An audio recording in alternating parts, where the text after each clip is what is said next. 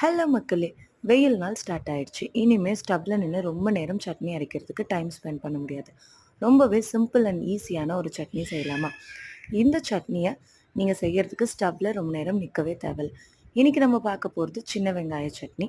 எப்படி செய்யறதுன்றத பார்த்துடலாமா? ஒரு கப் நெறைய சின்ன வெங்காயம் எடுத்துக்கோங்க. ஒரு கப்புக்கு ஒரு 10 பல் பூண்டு வந்து சேர்த்துக்கலாம். 2, 3 தடவ வாஷ் பண்ணிக்கோங்க. வாஷ் பண்ணதுக்கு அப்புறமா இத ஒரு மிக்ஸர் ஜார்ல சேர்த்துக்கலாம். இப்போ இந்த சின்ன வெங்காய சட்னிக்கு காரத்துக்கு காஞ்ச மிளகா தான் சேர்க்க போகிறோம். காஞ்ச மிளகாயை நீங்கள் தண்ணியில் ஊற வச்சுட்டும் சேர்த்துக்கலாம், ஈஸியாக வந்து அரைஞ்சிரும். இல்லைன்னா அப்படியே டேரெக்டாக இப்போ நான் சேர்க்குற மாதிரியும் சேர்த்துக்கலாம். கலர் வேணும்னு நினச்சா காஷ்மீரி சில்லி சேர்த்துக்கோங்க.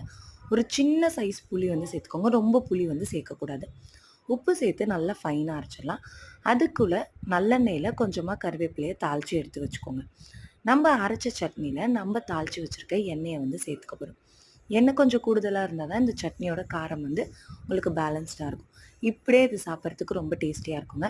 காரம் அதிகமாக இருக்கும்னு நினச்சிங்கன்னா ஸ்டவ்வில் ஒரு 2லேருந்து 3 நிமிஷம் மட்டும் நல்லா வந்து கொதிக்க வச்சுட்டு அதுக்கப்புறமா வந்து சாப்பிடுங்க. ரொம்ப நேரம் கொதிக்க விடக்கூடாது. கண்டிப்பாக ட்ரை பண்ணி பார்த்துட்டு எப்படி இருந்துச்சுன்னு கமெண்ட்டில் சொல்லுங்கள்.